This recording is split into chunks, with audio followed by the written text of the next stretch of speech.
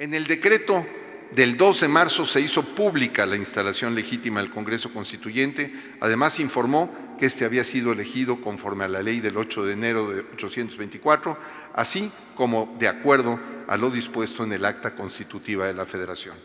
En sus 12 artículos se disponían las bases para el funcionamiento de cada uno de los tres poderes. Se contemplaba la inviolabilidad de los diputados, la forma de gobierno republicana, representativa, popular. Es importante destacar que el Congreso, en ejercicio de sus facultades, formaría la Constitución estatal una vez que la federal se encontrara publicada y sancionada, además de dictar las leyes para alcanzar el bien y la felicidad.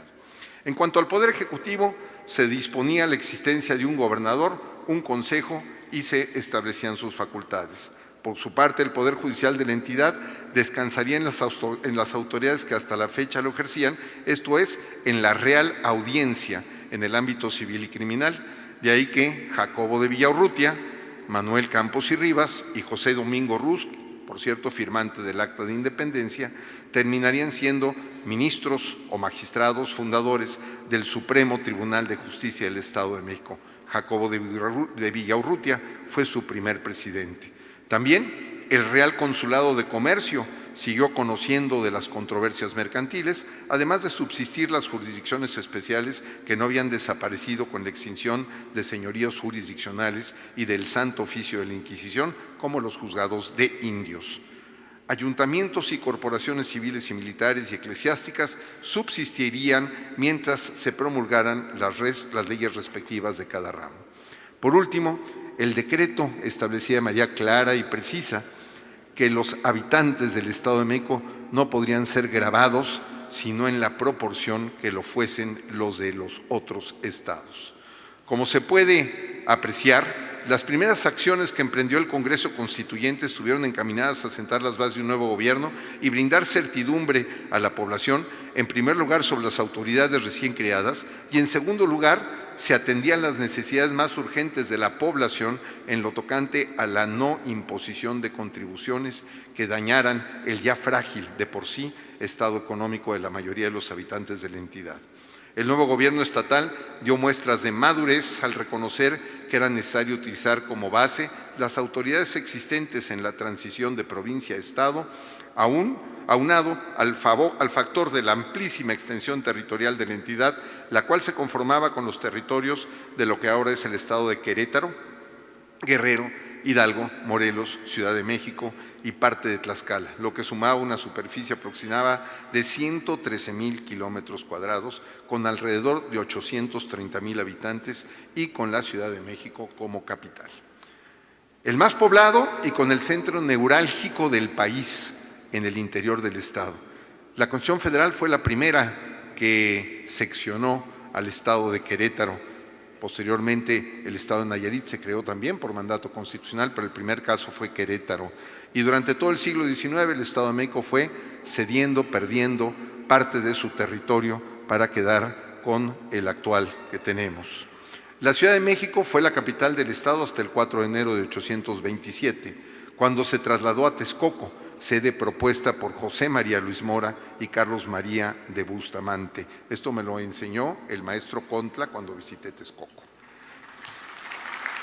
Ahí, en Texcoco, se discutió y sancionó la Constitución Política del Estado de México el 14 de febrero de 1827, tardíamente respecto a otros estados de la Unión. Tal como el genio de Ramos Arizpe estuvo detrás del Acta Constitutiva de la Federación, el talento de José María Luis Mora estuvo detrás del decreto del 2 de marzo. De ahí que el Congreso le encargara la elaboración de la Ley Orgánica Provisional para el arreglo del gobierno interior del Estado Libre, Independiente y Soberano de México, promulgada el 6 de agosto de 1824. Paradójicamente para Mora y para Fray Servando, el gobierno y el Congreso mexiquense laboraban y sesionaban en el antiguo Palacio de la Inquisición, la Casa Chata, como se conoce, en la Plaza de Santo Domingo, en la Ciudad de México. Ahí fueron juzgados, torturados y privados de su libertad. Y, qué paradoja, ahora eran las oficinas del gobierno del Estado de México. Melchor Musquiz tuvo que rentar una casa en la calle del Indio Triste cercana a donde está hoy la Suprema Corte de Justicia, en la calle de Correo Mayor. Finalmente, el 9 de septiembre de 1824, el Congreso del Estado nombró a los 6 ministros y al fiscal del Supremo Tribunal de Justicia, y el 28 de marzo de 1825 tomaron posesión, jurando ante el Poder Legislativo y en el mismo Palacio del Santo Oficio. Conocer los orígenes de la Federación nos permite reflexionar respecto a qué hemos hecho con el legado que recibió nuestra generación. ¿Hemos fortalecido el Pacto Federal o se cumplió la profecía del padre Mier de un centralismo dependiente? Es tiempo de reflexionar sobre nuestro federalismo. Los problemas que afectan a los estados deben ser entendidos por los propios estados. Fortalecer a los estados es fortalecer a la Unión. Esta fue la epopeya inicial de nuestro querido Estado de México, el que lleva el nombre de la patria y que ha sido pilar del desarrollo nacional como prepotente existencia moral. ¡Que viva el Estado de México!